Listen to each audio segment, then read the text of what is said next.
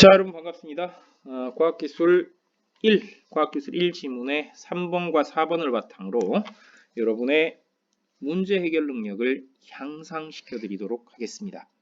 일단 여러분이 문제라고 해서 문제를 푼다라는 것이 글을 읽는 것과 다르지 않다라는 것을 염두에 두셔야 됩니다.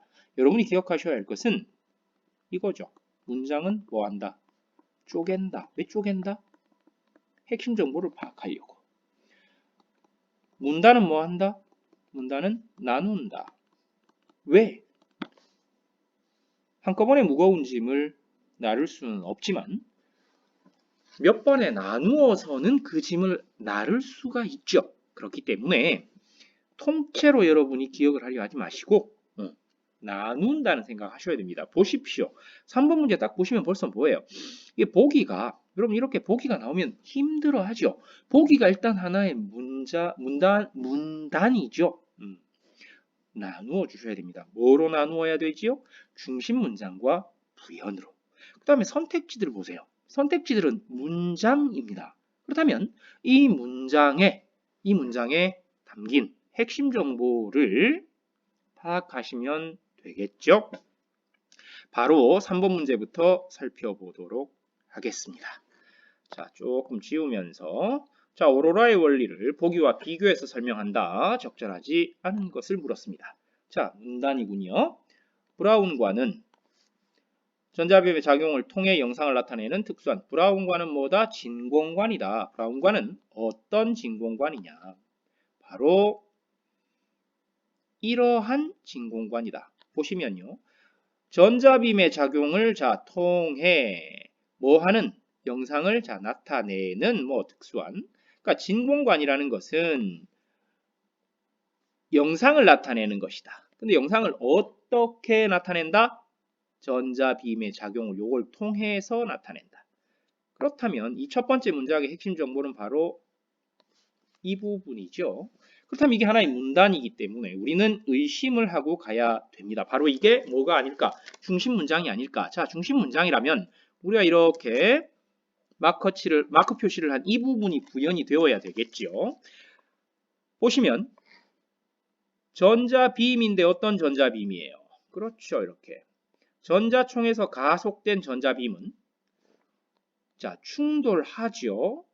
그 다음에 만듭니다. 뭐하고 충돌해요? 형광물질과 충돌을 합니다. 자, 그런데 여기 보세요. 어떤 형광물질이에요?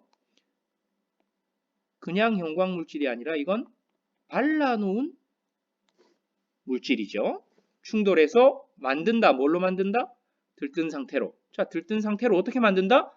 발라놓은 물질과 충돌해서 만든다. 바로 이게 핵심 부분이겠죠. 그렇다면 이게 뭐예요? 여러분 지금 첫 문장에 대한 부연이 많네요. 자, 뒷부분 봅시다. 들뜬 상태의 형광물질은 그 다음에 어떻게? 전이하면서 뭐한다? 방출한다. 뭐를 방출해요? 빛을 어떻게 방출한다? 전이하면서 방출한다. 자, 우리 앞에서 봤던 세 번째 그 문단의 내용이 얼추 기억이 나시죠? 선택지 하나씩 보도록 합시다. 자, 이 문장 쭉 보시면 니은에 대응된다. 자, 니은에 대응된다. 이 문장의 핵심은 바로 이런 점에서가 되겠죠. 어떤 점이냐 하면 여기가 문장이죠. 여기서 판단하셔야 되겠죠. 자, 오로라는 나타난다. 어떻게? 빛의 형태. 그렇다면 어떤 빛이냐가 중요하겠네요. 어떤 빛이에요? 볼 수 있는 빛으로 나타난다는 점에서 니은. 자, 니은 뭐냐면 영상을 나타내는 진공관이다.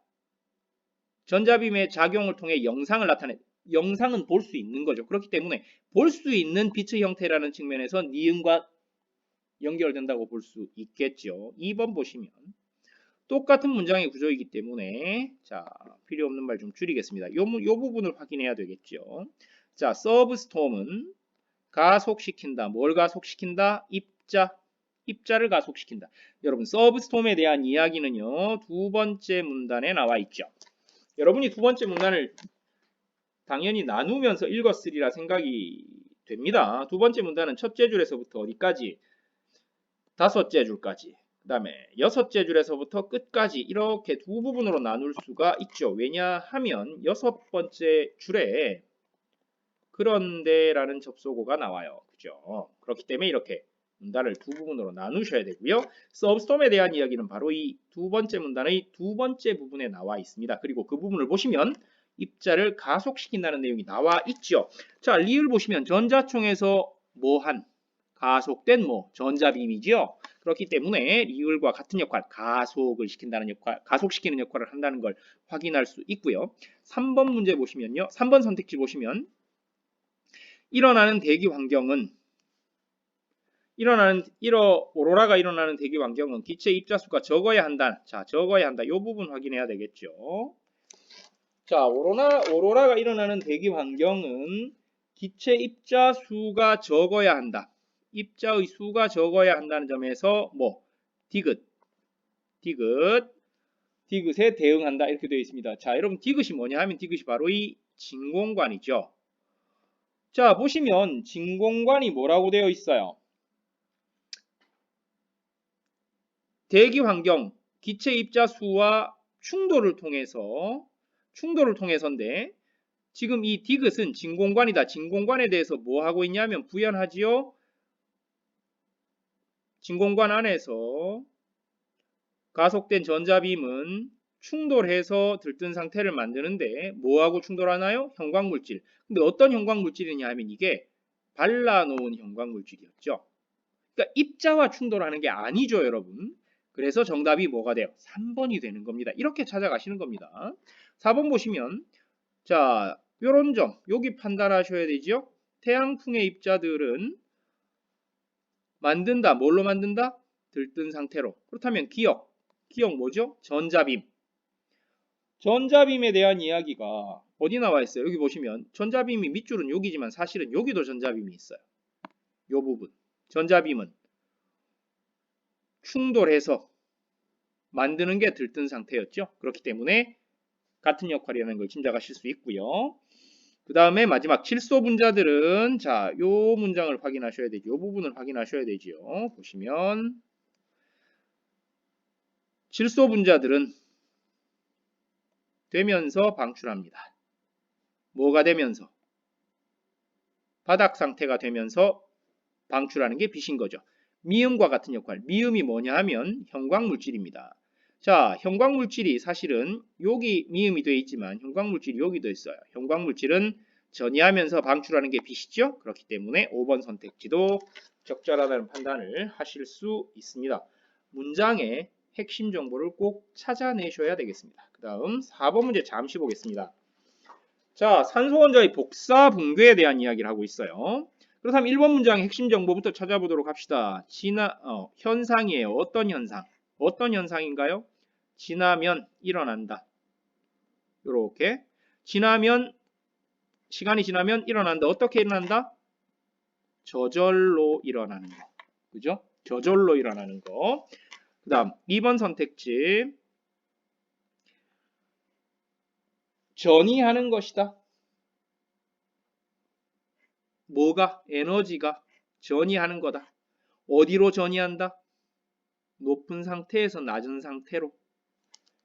그렇죠? 세 번째 문단 여러분 쭉 찾아 읽었던 부분에서 우리가 충분히 이건 확인할 수 있죠. 이 저절로라는 부분도 청색광 붕괴는 0.74초, 첫 번째 붕괴는 0.74초, 두 번째 붕괴는 110초 걸려서 이렇게 일어난다라고 되어 있죠. 그죠? 그 다음에 방출되지 않는다. 어디? 동안에는 방출되지 어떤 동안에는? 그렇죠. 이렇게 수식이 되겠죠. 준 안정 상태에서는 빛이 방출되지 않는다. 요건요. 여러분 아까 우리가 읽었던 세 번째 문단의 두 번째 부분, 다섯째 줄에서부터 일곱째 줄을 보시면 여러분이 이 부분을 준안정 상태에서는 빛이 방출되지 않는다라는 것을 확인하실 수가 있죠. 그 다음에 두 번에 걸쳐 일어난다. 그 다음에 4번 따라서 달라진다. 자, 이거 잘 보세요. 뭐에 따라서? 첫 번째 붕괴에 걸린 시간에 그냥 달라지는 게 아니라 첫 번째 붕괴에 걸린 시가 요거에 따라서 달라진다. 아니죠. 첫 번째 붕괴는 0.74초였고 두 번째 붕괴는 그로부터 110초 지나면 저절로가 되겠죠. 그죠? 그렇기 때문에 첫 번째 붕괴에 걸린 시간과 두 번째 붕괴에 걸리는 시간이 상호 영향관계가 아니죠. 그래서 이게 4번이 답이 되겠고요. 그 다음에 들뜬 상태에서 준안정 상태로 전이할 때는 그 다음에 준안정 상태에서 바닥 상태로 전이할 때보다 더 큰 에너지를 방출한다. 이것은 이게 지금 산소 원자의 복사 붕괴에 대한 이야기이기 때문에 거기 숫자들이 많이 나와 있었죠. 숫자들이 많이 나와 있는 그 숫자들을 여러분이 참고하시면 되겠죠. 두 번째 부분 한편 뒤쪽 부분을 보시면 질소 이온을 만들 때 방출된 전자는 에너지가 적어서 이온하지 못하지만 산소 원자를 들뜨게 할 수 있다. 들뜬 산소 원자는 자, 준안정 상태가 될 때 5577 옹스트롱, 그 다음에 준안정 상태의 산소가 다시 바닥 상태로 될 때는 6300 옹스트롱이라고 했죠. 그죠? 그렇기 때문에 세 번째 문단의 셋째 줄까지, 아까 설명을 앞부분에서 이 지문 설명할 때 이 부분 설명드렸습니다. 그 설명을 참고하시면 바로 5번 선택지, 들뜬에서 준안정, 준안정에서 바닥, 더 큰 에너지를 방출한다는 거, 이 5번 선택지가 적절하다는 판단을 여러분이 하실 수가 있겠습니다. 결국 관건은요, 여러분이 관건은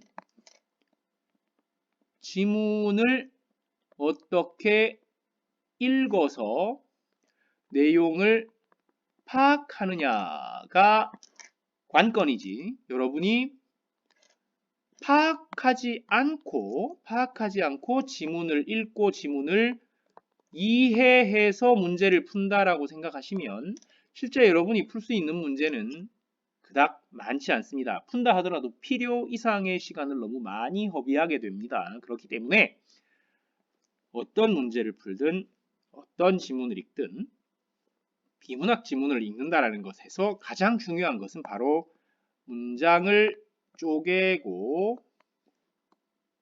문단을 나눈다라는 요걸 여러분이 기억하시고, 쪼개고 핵심 파악하는 연습, 문단을 나누면서 그 긴 문단의 내용을 이렇게 체계적으로 전개되는 내용을 체계적으로 정리하는 그런 연습을 하는 것이, 이런 연습을 하는 것이 비문학 지문 실력 향상에 있어서 가장 중요한 것이다 라는 점을 꼭 기억하시면 좋겠습니다. 자, 이상 강의 오늘 설명 마치겠습니다.